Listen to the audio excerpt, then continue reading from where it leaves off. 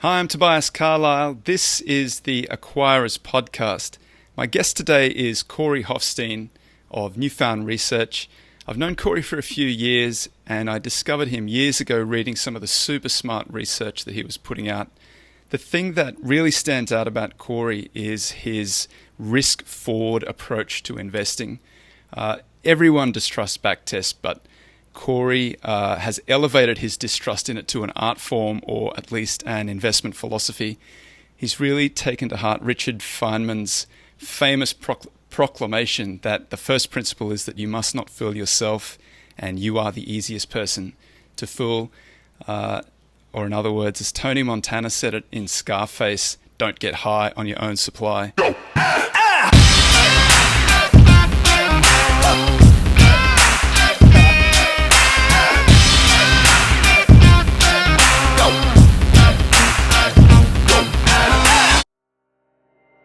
Tobias Carlisle is the founder and principal of Acquirers Funds.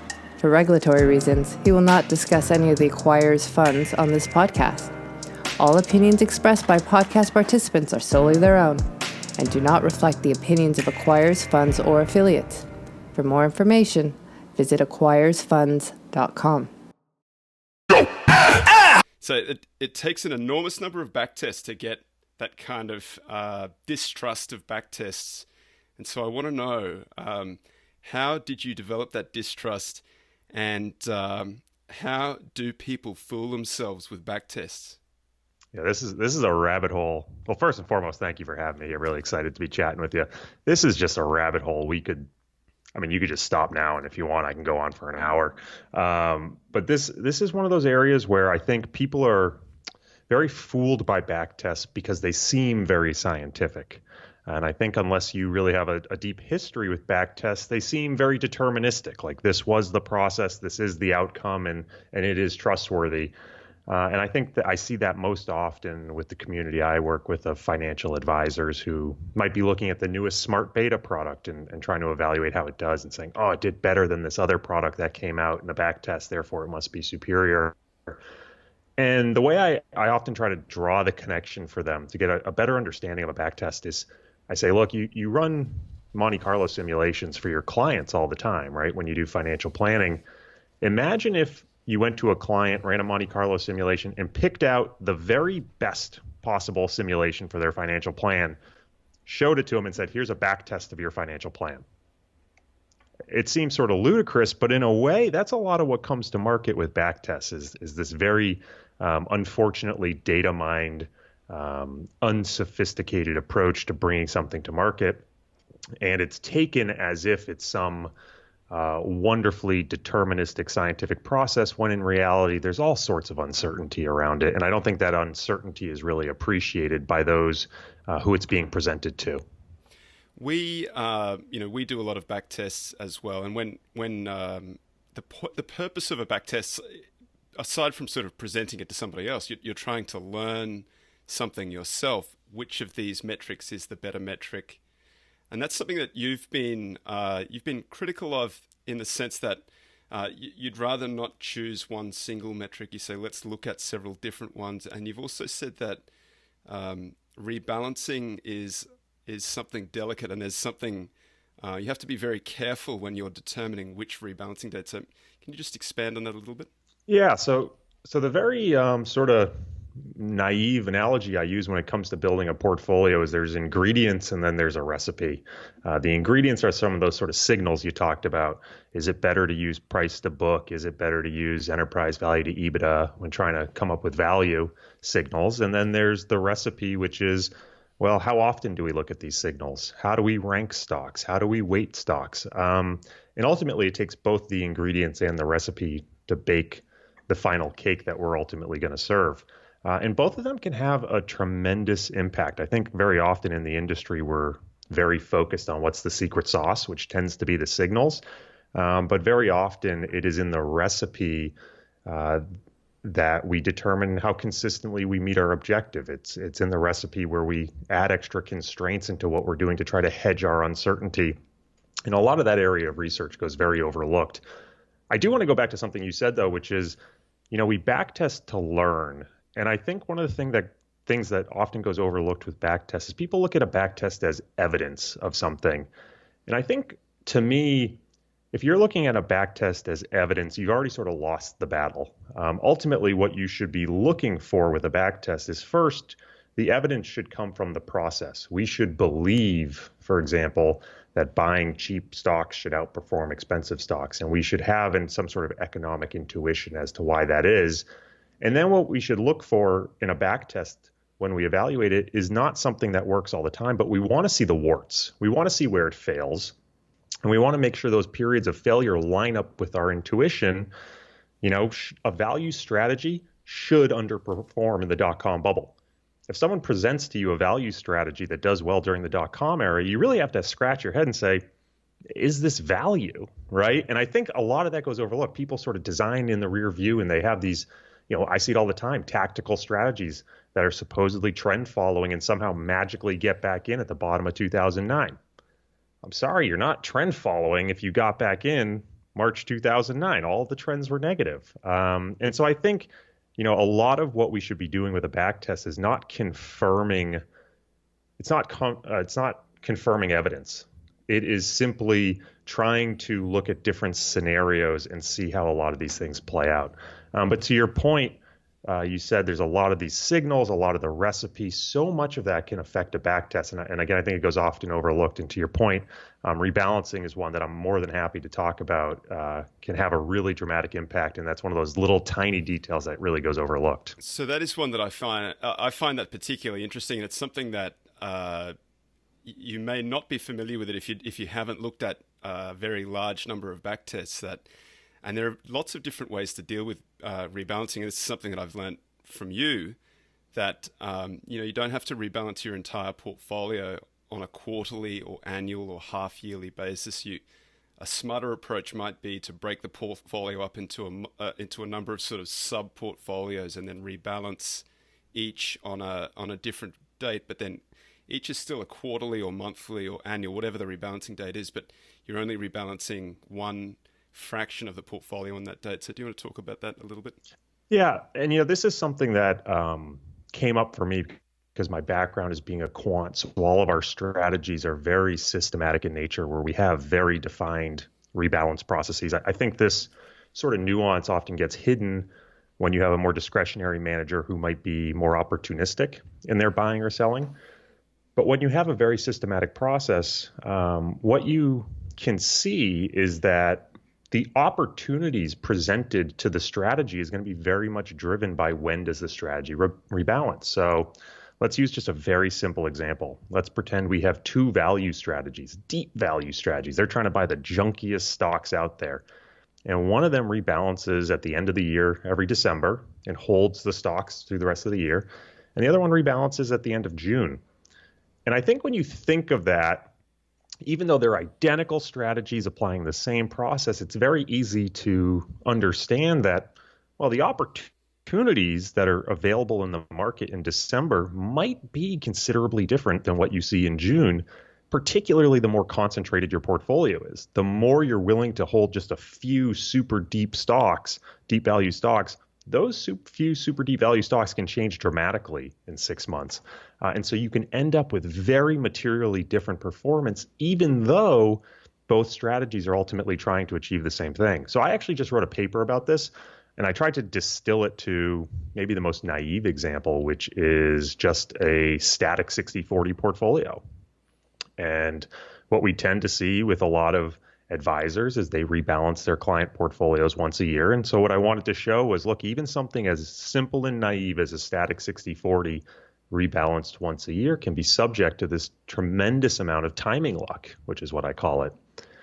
And the example that I showed was, if you have a 60-40 portfolio that rebalanced at the end of every February versus one that rebalanced every August, somewhat arbitrary dates, but it'll make sense in a second, the performance disparity in any given year is normally about 50 basis points, and it's pretty random.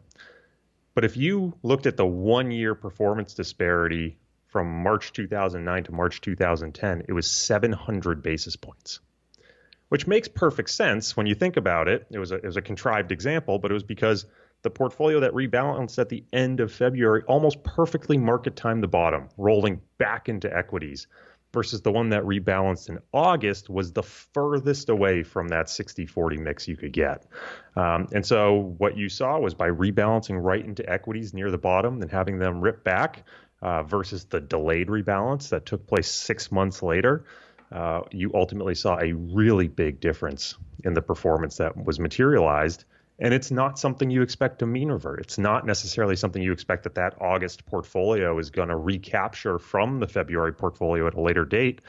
And so it's one of those tiny details that often goes overlooked. But when we talk about managers getting hired or fired after a 3 or 5 year evaluation period, that can be the difference.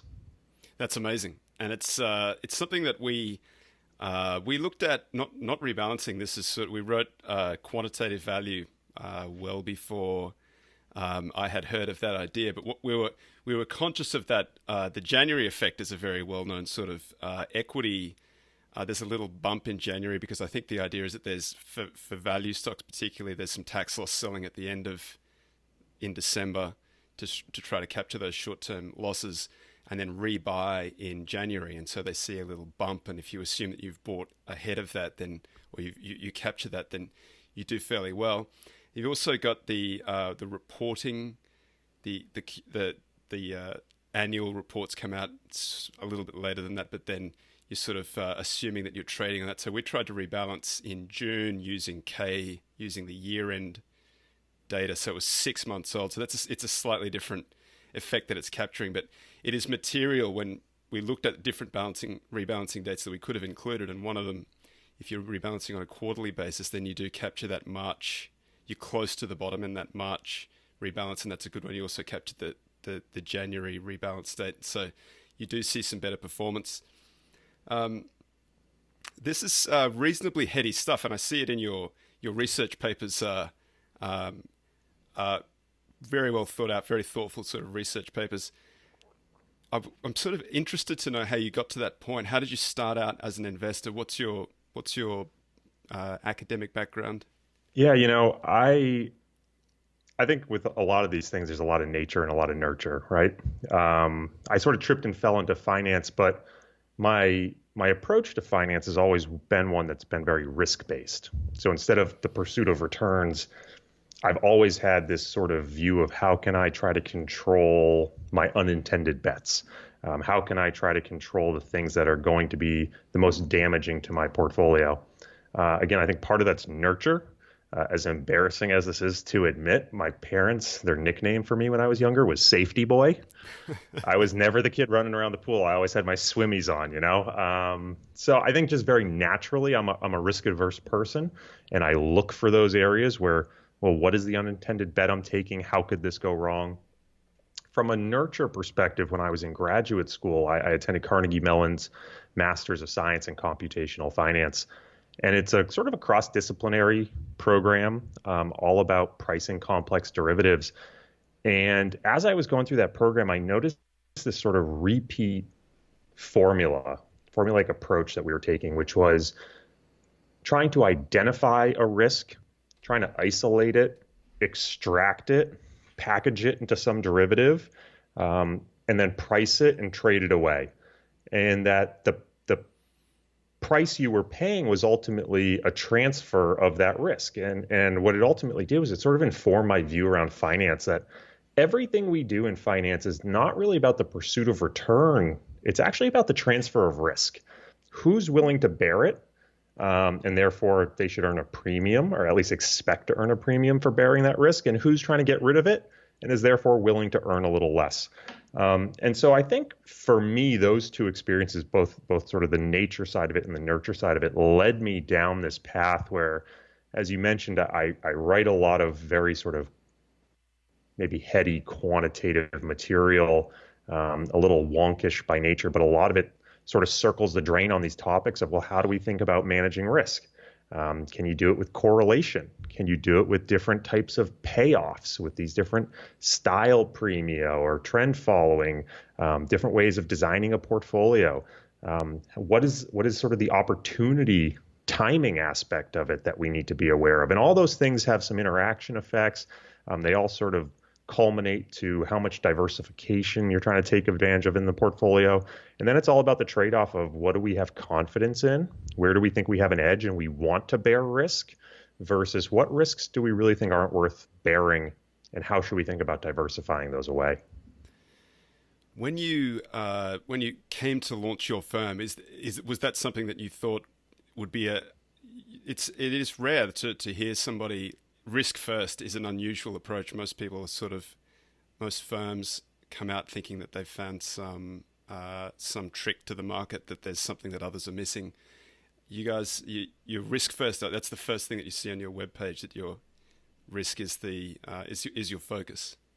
Yeah, and it was from day one. And again, embarrassing to admit, I sort of tripped and fell into this business. We just passed a decade of being in the business, but it wasn't something I had actually intended to start my own business in.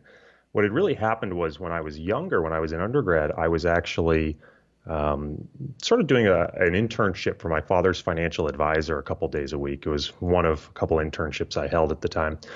And one of my jobs was to interview different managers. So this was around 2007. And this small cap value manager came in the door and ran a mutual fund. And before the meeting really started, I just sort of asked him what he thought of the market. And again, summer 2007 had the most bearish outlook of anyone I'd ever heard. Just said we were headed for this horrible recession, batten down the hatches, it's going to get ugly. And I was a little taken aback. Most people at that time, if in retrospect, the cracks were showing, but most people I spoke to weren't that emphatic about it. And so I said, oh, wow, what are you going to do? And he said, well, I'm a small cap value manager. I manage a mutual fund that needs to be 95% invested by mandate. And you want to know what? I don't even know who's invested in my mutual fund.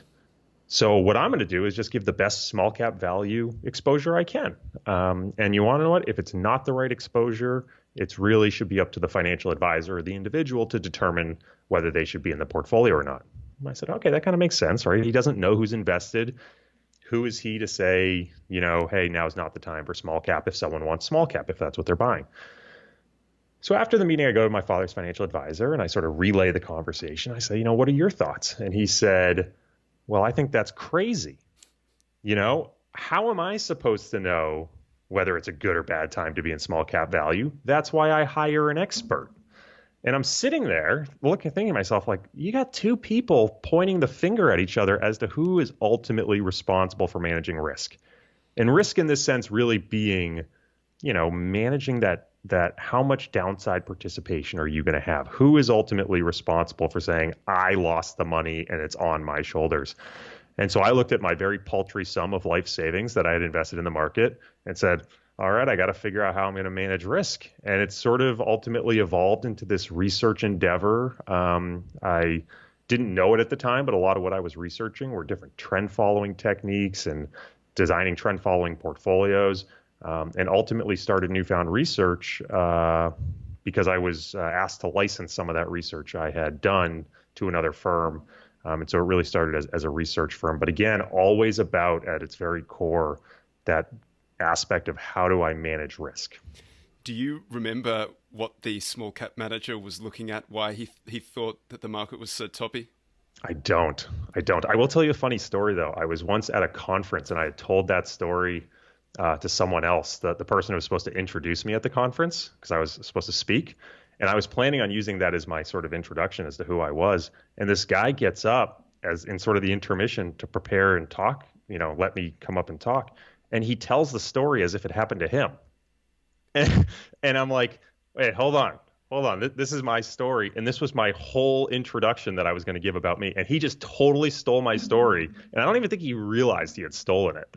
He just it was one of those, he just sort of passed it off as his own, but he didn't know I had been the one who had told it to him a week before. And it was one of those oh, now I got to come up with an on the fly story. But I don't remember who the value manager was. I really wish I did. I would love to reach out and just say, you don't know how you changed my life in that moment.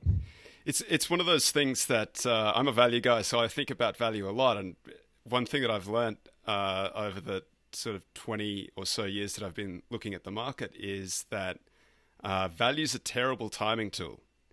And so the examples that I always give when I started working was the early 2000s. April 2000 was the top of the market for .com stocks, and they all fell over after that. But value did very well through that period. So if you'd been a value guy and looking at the market and pulled out, that would have been catastrophic because you would have missed one of the best periods for value. Right. And similarly, in 2007, value had a spectacular run.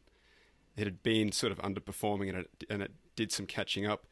And sort of once again, if you looked at value as it just wasn't at all predictive, and any of those measures that CAPE, Schiller PE, Tobin Q, any of those sort of market level measures, and they look at different things. They'll tell you that the market's very expensive, but that it's kind of meaningless. You can be 5 years, 10 years beyond the point where the market looks really expensive, and here we are sort of 20 years past the point, more than 20 years past the point where the market first started becoming unusually expensive.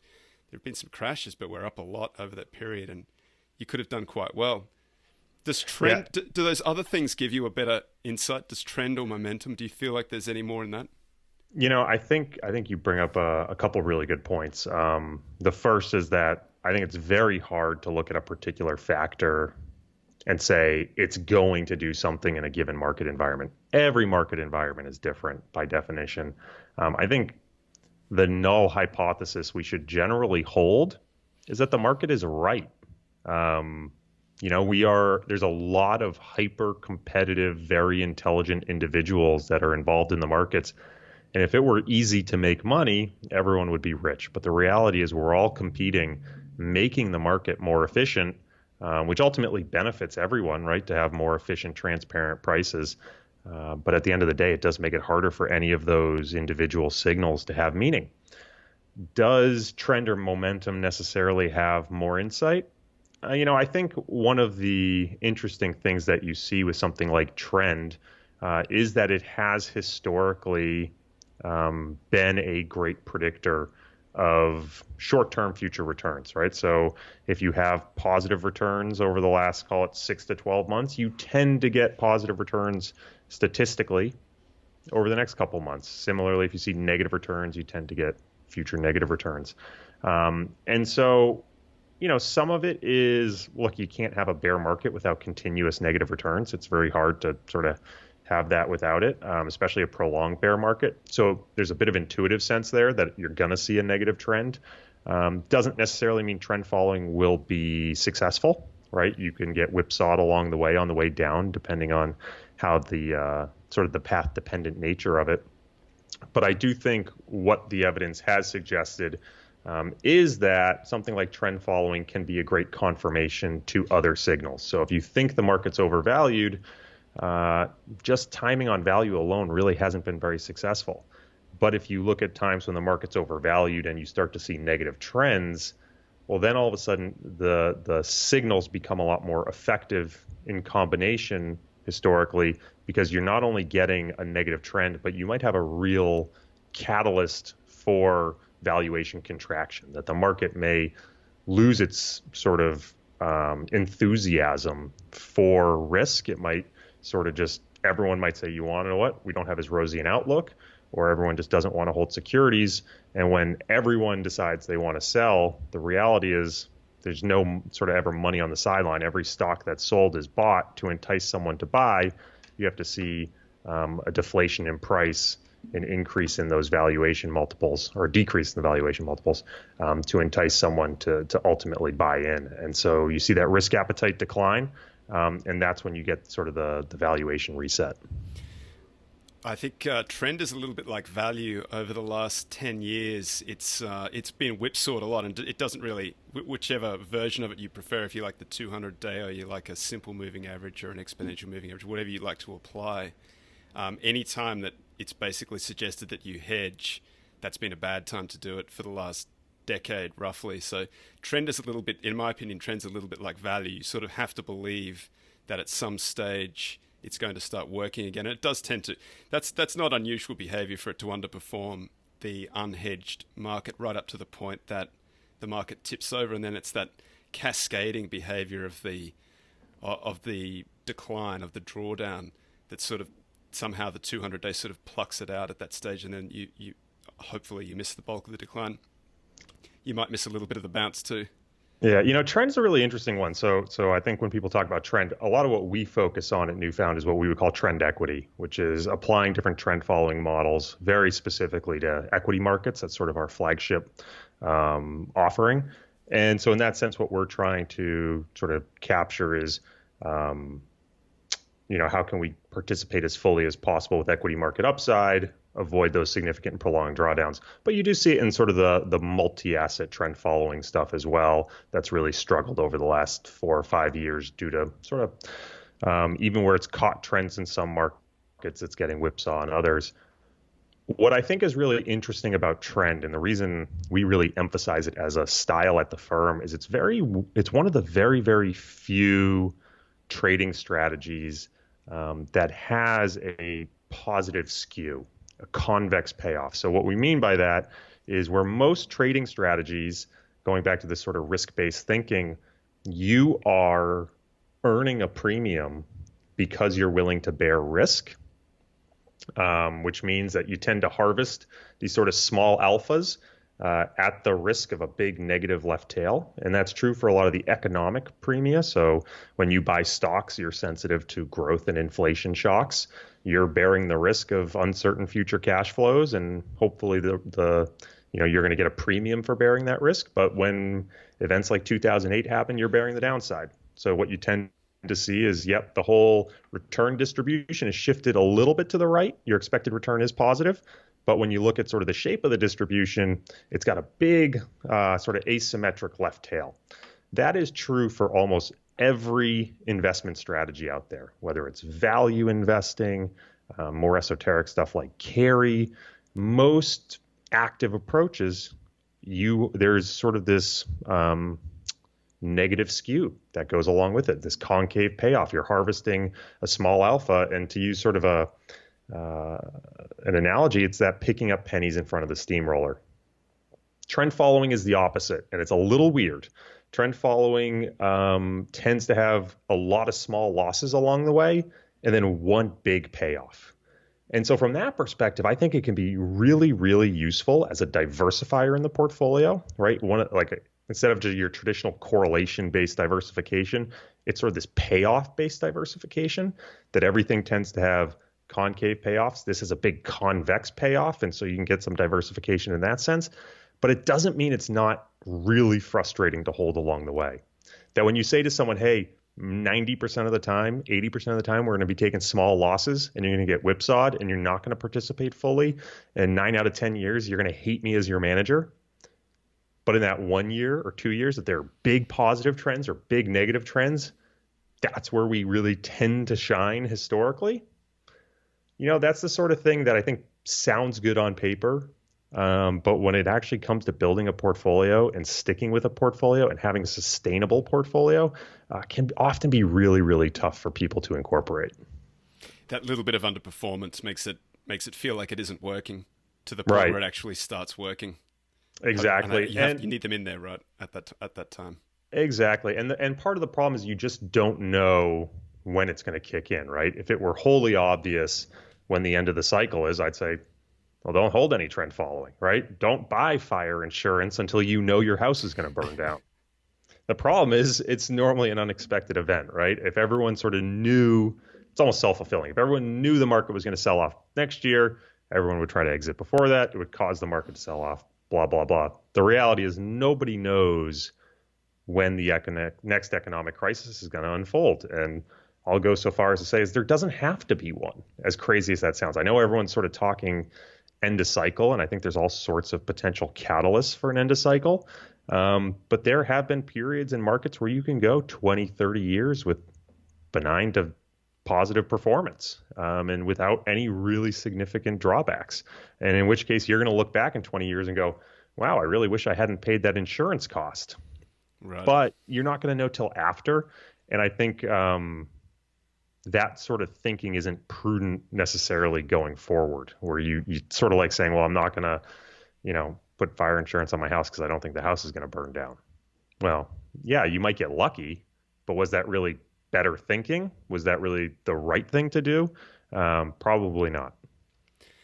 So how do you take these these risk-based philosophies and this sort of diversification agnostic, and I mean diversification in the sense of strategies, diversification in the sense of rebalancing, risk focused. How does that then manifest as strategies in your firm? Yeah, so maybe the simplest example would be sort of our flagship strategy, which is our risk managed US sector strategy. And what we're going to do there again is this is what we call a trend equity strategy, where we're going to try to participate as fully as possible in the sort of economic growth of US equities, US large cap equities. And then we're going to try to use trend following to avoid those significant and prolonged market declines. I like to emphasize the significant and prolonged. Trend following as a category, as a style, an investment style, doesn't tend to do well in market environments like 1987, those significant, sort of one-off drops. What we're really talking about tend to be economically induced sell-offs. So your things like your 2000s, your 2008s, where the market takes time to digest some news, trends emerge. They tend to be 6, 12 to 18 months in length, and that tends to be where these sort of strategies do well. So how does it really manifest? Well, again, what I like to think about is how can we add diversification in the portfolio? Diversification to what we're investing in, so this sort of correlation-based diversification. Diversification to how we're investing, how we're making these decisions about the trends, and then diversification in when we're looking at trends, the opportunities we're seeing. So under the hood, instead of just investing in large cap US equities, we're going to look at different sectors. And the reason we like to split it up among different sectors is because despite all the problems with sector-based classification, you do tend to find that they act as individual groups. That if I tell you a company is an energy company, and I tell you how energy stocks did on a given day, you tend to have a good sense of how that stock did. The groups of fish tend to swim together. And yet as a whole, they make up the market. And so they tend to have at least a positive to very positive correlation. But there's still a bit of diversification opportunity there. Then what we're going to do is we're going to run trend following models on all these different sectors. And it depends on which model we're delivering to a client or the fund that anyone's investing in. But what we're going to do is we're going to look at each of those sectors and apply a trend following model and determine whether we're in or out of that given sector. When there's positive trends, we tend to increase our exposure. And when there's negative trends, we want to decrease our exposure, if not outright remove a sector. So if we can't find any positive trends on, call it a 3 to 12 month horizon with a variety of different models, you're probably going to see that sector is completely removed from the portfolio. We're going to typically take that capital and try to reinvest it, right, with the idea that over the long run, you expect to earn a premium for holding equities, that equity risk premium. And so we don't want to just necessarily go to cash. We want to stay invested as long as possible. But what will happen is once we start to see a large number of those sectors fall out of the portfolio, we'll put a hard cap. So typically around 20%, again, depending on the mandate that we deliver to a client, how risk averse they are. But typically around 20%, which means that once you get 4 or fewer of the 10 primary sectors exhibiting positive trends, now we're going to start to have cash, short-term treasuries in the portfolio. And in fact, if we have no trends across any sectors, we're completely out. So we can go 100% to cash. Now, the final element is, okay, when are you reevaluating? And again, that's somewhat mandate specific. But what we're trying to do is not just reevaluate all the same models end of month or something like that. In all of the mandates that we deliver, what we are trying to do is recognize that the opportunity to look at trends may change dramatically, whether we are looking end of month, mid-month, the 4th day of the month, the 17th day of the month. So again, depending on our ability to control trading, we might under the hood rebalance almost every single day, where we're just going to make a little change to the portfolio, sort of dollar cost average all of our trend changes a little bit. With other mandates, it might be we're going to look mid-month and end of month, and at least then we're getting sort of this bi-monthly view, and we'll rebalance half the portfolio mid-month and half of end of month. But the idea there, again, is we're never so concentrated on a single point in time to rebalance our entire portfolio. So that's determining whether you're in or out of a given sector, but are you then, how do you use value? How do you use momentum? How do you use carry? Is that then for the selection of the individual securities that go into the portfolio? So that all depends, again, on the mandate. This is sort of top level. Our flagship, most vanilla trend equity strategy is just pure trend. We're not including any of those other elements. Those other elements come into play in other portfolios that we offer, but I think from sort of our most popular offering perspective, it really is delivering that very pure trend following objective, because it doesn't have the risk of getting diluted with any of the other styles that can come in. And again, we are delivering that very pure convex style of payoff versus those other styles can then introduce the concavity. So what we're actually implementing with most of these portfolios is very low cost, very cost efficient ETFs. Right. So we'll use ETFs to implement all the different sectors, and most of those are just pure beta. Right. So I'm a value guy, and I know you have a value strategy. Can we talk about your value strategy a little bit? What sort of signals do you use? What's the recipe? What's the magic pudding look like? Yeah. So this is one, it's pure Inhouse. So this is not an offered strategy that we really have, but it's one that we've been running for quite a while for the partners at the firm. And it sort of came about just simply asking the question, if we, who are typically sort of a more top-down tactical shop, were to build a bottom-up security selection portfolio, how would we think about doing it? And a lot of it came back to this idea of what we were seeing was a lot of these value portfolios, especially systematic smart beta value portfolios in the market, rebalance once a year. Mm-hmm. And they rebalance to me in a way that makes them incredibly sensitive to this sort of timing luck. There's a great paper out there that you can link to in the show notes if you're going to do show notes, written that talks about the timing luck that the research affiliates fundamental indexing strategy was subject to in 2009. And the paper shows that if that index, which I believe rebalanced in March, was instead rebalanced in September, the performance disparity would have been something like 1,000 basis points. Wow. In that 1 year, right? And that's pretty meaningful. Now, I know Rob Arnott would disagree with my coloring of fundamental indexing as being a value strategy. To me, it's a value strategy. So it tells you, at least to me, value is very much affected by this decision. So that was one of the first big things that sort of made us say, well, if we're going to do this, that's one of the first things we want to address, is this idea of when are we making the decisions? How are we sort of more continuously pursuing this opportunity over time? Then the second part is, again, going back to this, okay, which signals are we using? Are you using the signals across the entire market? So am I looking, for example, at just to use sort of the academic expression, price to book across the entire market and picking the cheapest stocks?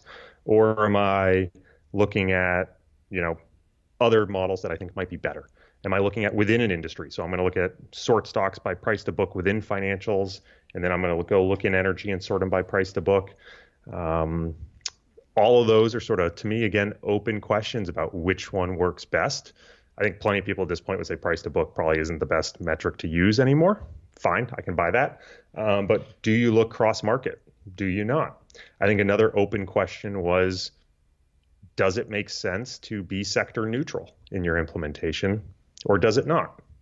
What you tend to see with sort of these, what I would call generation one value strategies, things like Russell 1000 versus Russell 1000 value versus Russell 1000 growth, is that they are sector unconstrained, which means that Russell 1000 value is pretty much just a bet on your financial stocks, and Russell 1000 growth is really just a bet on technology stocks. And there's really no impact of value stock picking at all when you compare those sectors. Compare those indices. It is a pure sector bet, which defeats the purpose of the value composition. So all of these things are sort of swirling around, right? When are we making these decisions? How are we sort of smoothing the decisions over time? What signals are we using? And then how do we think about this idea of unconstrained versus constrained, right? Because constrained tends to do very well during calm market environments when you don't have a sector or industry group that's exhibiting bubble-like characteristics. But on the other hand, it's great to be unconstrained in the dot-com era. So how do you sort of navigate all this? So my view has sort of always been, if I can't confidently choose one way or another based on the evidence, diversify, right? So again, if I don't know whether it's better to be constrained or unconstrained, if I don't know whether it's better to use multiple signals or any given signal versus another, I should probably use multiple. If I don't know whether it makes sense to look at them cross-market or within an industry group, do both.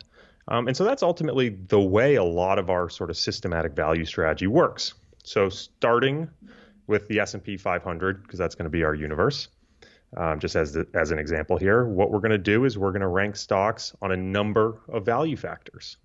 So we're going to look at things like price to book, price to earnings, price to free cash flow, enterprise value to EBITDA, a number of different factors that have demonstrated success and might touch on, different parts of how you would define value. And we're going to do that both across the entire market as well as within each industry group and aggregate that up all into different value scores. Then what we're going to do is once we have all of our value scores, we're going to try to pick the deepest value stuff. So say the bottom 100, and then we're going to try to pick them in a way that we end up getting to a place of more sector neutrality. So if I can choose in the bottom 100 a completely sector neutral portfolio, great. But if for whatever reason there's a given sector or industry that doesn't show up at all, it's not in the bottom 20% of cheapest stuff, well, then I can't get to sector neutral. And that's sort of my model telling me, hey, this is a little bit of a bubble potentially in that sector. So we'll avoid it entirely. Then once we've got sort of the stocks we're picking, we narrow it down to 50 concentrated stocks. Then the question is, well, how do we weight them? We have our 50. We know they should sort of be industry neutral. Should we equal weight? Should we, value tilt them? Should we market cap weight them? Should we run an optimization? Again, I think there's ample evidence for all of it. So that's what we do. We do all of it. We run a model that's equal weight. We run a model that's more of a sort of, mean variance optimization, sort of a sharp optimization. We run one that's a value tilt. We run one that's even a quality tilt. We blend that all together. So there's a lot of like moving pieces, right? But the whole overarching philosophy here is when I don't know, diversify. And it doesn't necessarily dilute, right? Again, I'm not diluting how much value I have by using multiple value signals. What I'm trying to do is dilute my specification risk. I'm trying to stick with the style of value without necessarily making a hard choice, yes or no, about a given implementation. So at the end of the day, at the end of each month, what I have is a value portfolio. Then the question becomes, well, how often do I rebalance this thing? And how willing am I to kick things out? So from my perspective, what I tend to find, and I'm perfectly open to arguing this, evidence, is that value is sort of a slow-moving phenomenon. That you can buy these value stocks, and typically the premium doesn't mature for 3 to 5 years. You might get lucky and it might mature faster, but it is a very slow-moving decay in the alpha. And so what we say is, well, what we want to do is we want to buy that portfolio almost like it's a PE tranche and hold it for 5 years. So we're going to have it be 1/60th of the portfolio. Then the next month, what we're going to do is we're going to take the oldest tranche that we've held for 5 years, kick it out of the portfolio, and buy a new tranche. And we're going to keep doing that so that the things that we buy, the deep value stuff, has enough time to mature. Now, just to make sure we don't really have we don't hold on something way too long, every month we'll also check, well, did anything in all the old tranches, were there corporate actions that changed the picture? Were there Did something all of a sudden become super overvalued that, hey, it matured early, let's get rid of it? In those cases, we do get rid of it. And what therefore you tend to see is you have this nice decay that your early tranches tend to be a bigger part of the portfolio. And then over time, your tranches get smaller and smaller and smaller as a proportion of capital until eventually by the end, they've sort of, before you even kick them out, have sort of decayed their way out because things have had time to fully mature. So again, a lot of moving pieces, but the idea for us is when we don't know, let's try to diversify. Let's try to make sure we're not overly emphasizing one style, one recipe of construction. We're not overly emphasizing sector concentration risk versus making sure we're never taking risk. We're not emphasizing any particular rebalance month over another. All of it is trying to diversify while therefore giving us a more pure implementation of that value style. And that's sort of a feature of value, that it does take a much longer period of time to decay, as you say. I think I've seen some research that says that any given portfolio out to about 5 years, I think that the bulk of it's sort of like a rubber band. The bulk of the return comes out in the first few years, but you're still getting some additional return all the way out to 5 years, which is very distinct. Very different from momentum, which has a much shorter rebalancing period. And I've seen some interesting research from you, which talks about the relationship between the look-back period for momentum, deciding whether something's in or out, and then how long it's held afterwards. Yeah, so this actually was not original research by me. I think the piece I wrote was called Momentum's Magic Number. It was inspired by a research piece I saw from HIMCO, and it candidly blew my mind. So typically, there's this concept, right, that you would say, we think momentum tends to work from a sort of 3 to 12 month look back horizon. So what does that mean? It means if I look at the prior 12 months, for example, and rank stocks based on those 12 months, the things that perform best should over the short term continue to perform best. If I rank them again by 6 months, those that perform best should in the short term continue to perform best. And the typical intuition has been your rebalance period should really be a function of how long you're looking back. Again, acknowledging that this tends to be a very fast decaying signal. So if I'm going to look at 12 months, I might rebalance, I might hold on for another month and say, okay, I'm going to look at 12 months of returns. I expect this rank ordering to be somewhat stable over the next month. But after that, the decay happens really quickly.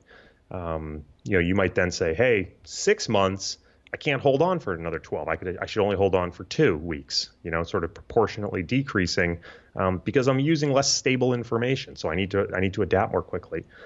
This HIMCO article completely turned that type of thinking on its head. And what it said was, actually, the evidence suggests that the whole thing, the formation period, how long you're looking back, plus how long you hold, just sort of kind of needs to add up to around 14 or 15 months. So if you look at a 3-month formation, which I just said, hey, for that to be stable, it's probably only stable over the next couple of weeks. They're saying, no, turns out you could probably hold that for another 9 to 10 months, and it would be totally fine, which I just found to be totally counterintuitive. And they demonstrated it, I believe, in that paper with large cap stocks. So I said, all right, I'm going to try it with some country indices. I'm going to try it with sector indices. Does this really hold up? And lo and behold, it really did, which again is mind blowing to me and goes back to maybe the point we were making at the very beginning about backtesting. I have no idea why that works. I was about to say, what's the driving force of that? That's an unusual. Odd. It is very odd. And I could not come up with a good economic rationale. I could not come up with a good behavioral rationale. It seemed to me like maybe what was happening was trends tend to persist over that period. 15 months was it. So if you bought, at 12 months, it meant, you were more certain, but you only had less time to hold on. versus if you bought it 3 months, well, maybe you don't want to turn over as quickly. There's still some signal there, right? Because now you're 3 of the potential 15. You would then want to say, okay, let me hold on for the remainder of the 12 to watch this play out. That was sort of the best I could come up with. But why do trends last 12 months? What behavioral or risk-based phenomenon is driving that? It might be the same thing that says, well, why 12-month look back in the first place? But at the end of the day, it's very counterintuitive as to why you would look at a very short-term look back and hold for a very long period and have that be successful. So for me, it's an open question and a very interesting one. But I don't like to build investment strategies for which I cannot come up with a rationale or a reason, because to me, then it's risking some sort of data mined artifact that I'm being fooled by randomness.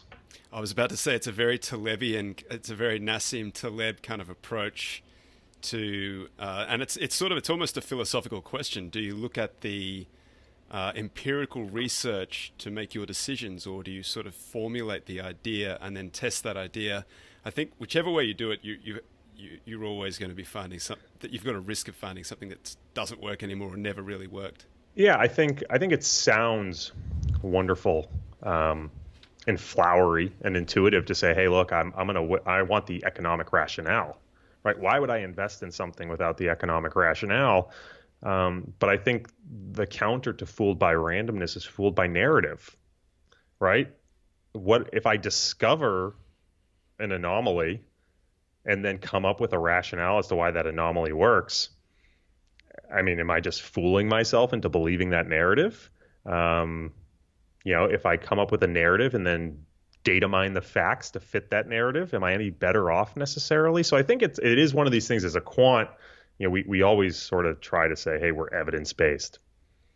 The real truth is the amount of evidence we have at our hands is very, very limited.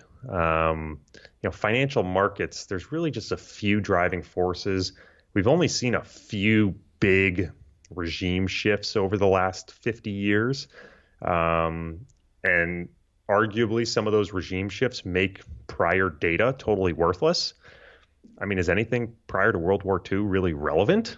The advancements we've seen in technology and access to information and our education about financial markets, really raises the question of, is some data and some anomaly that works back in 1910, is that relevant?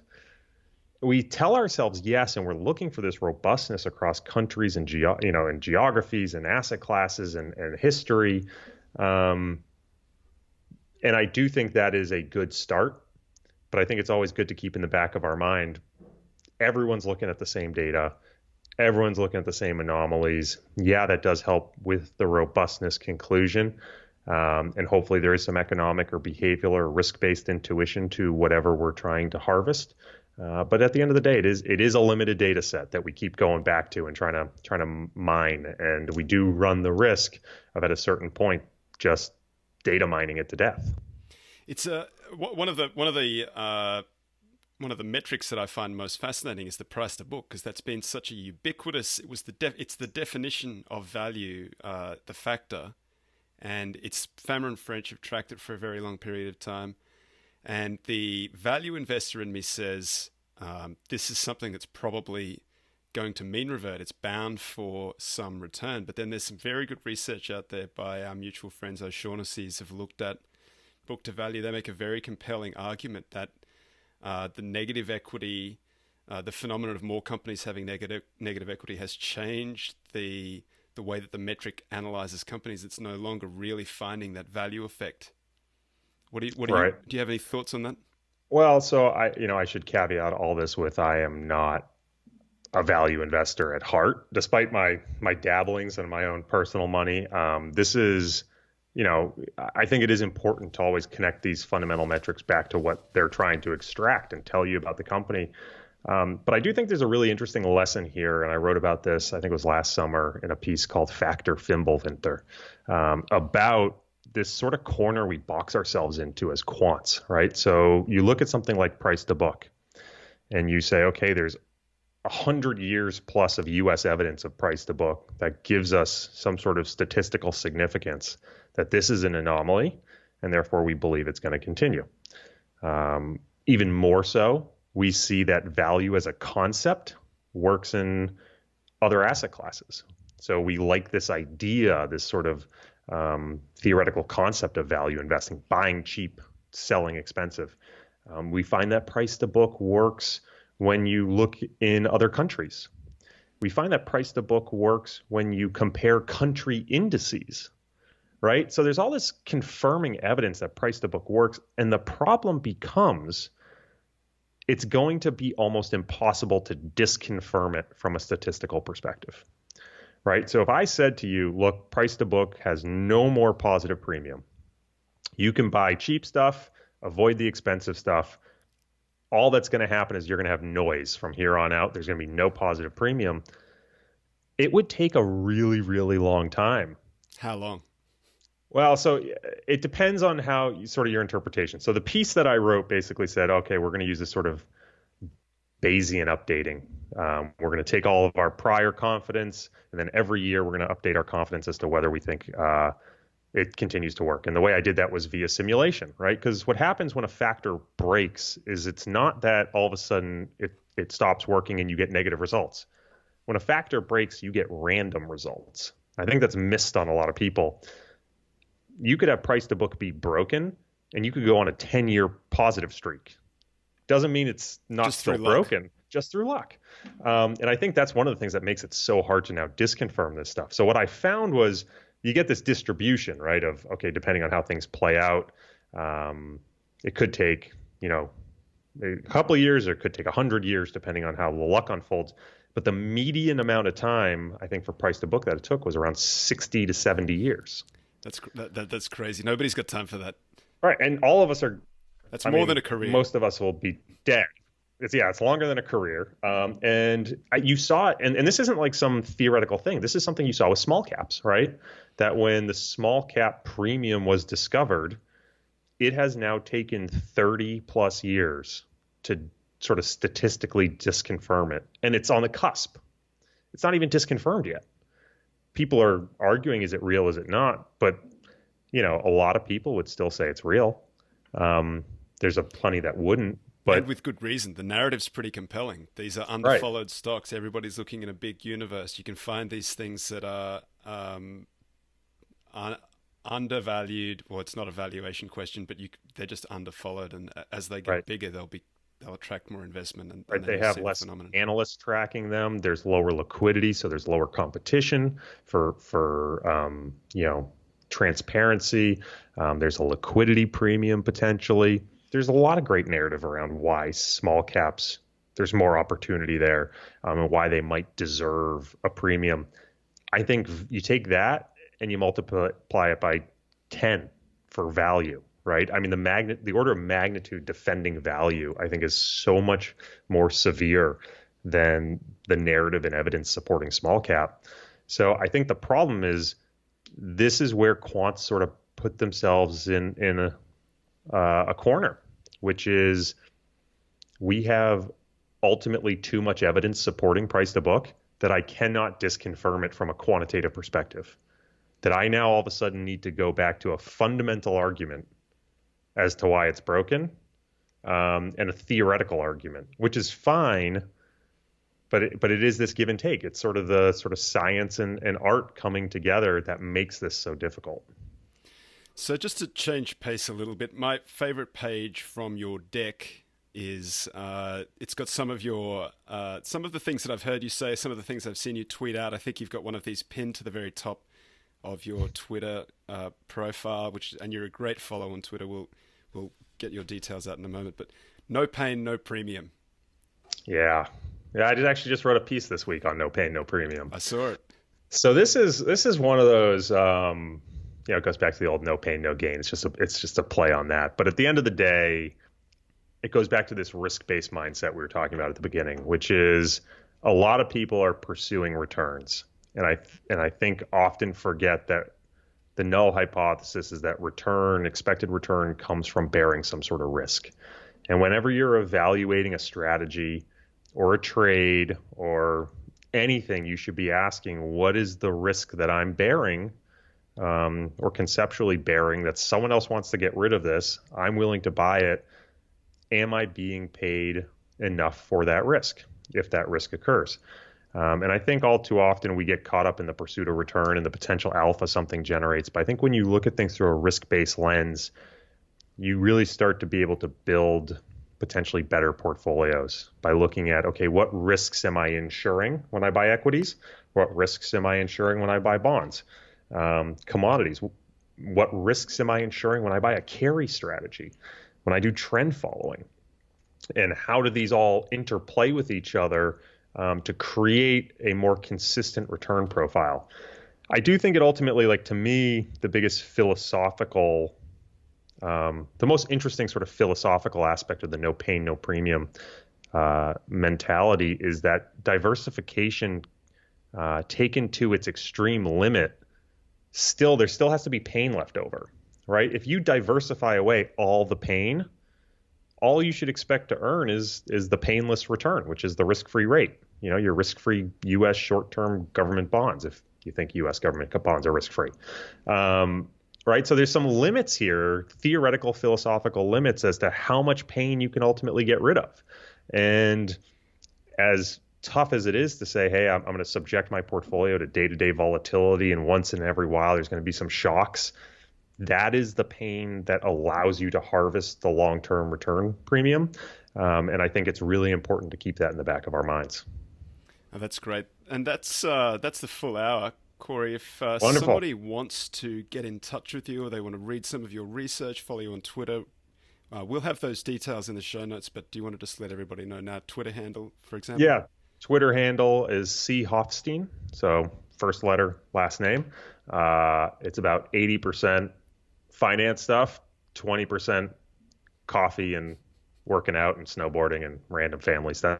You can also find me. So I publish a weekly research commentary on our blog, which is blog.thinknewfound.com. You can go there and subscribe. Most of what we talk about is not what's going on in the markets. It's not what's going on in the economy. It's more, let's do some deep dives, some quantitative analysis on these different style premia, portfolio construction, risk management, craftsmanship topics, things that are a little more evergreen. It can get pretty wonky, I'll admit, but if you hang on long enough, I hopefully try to distill it down and circle the drain on a lot of these topics from a lot of different angles. And then you can find my personal email on that website as well if you want to reach out. Oh, that's fantastic. Thanks very much, Corey. Really appreciate the time and the thoughtful ideas. Thank you for having me, Toby. It's been fun.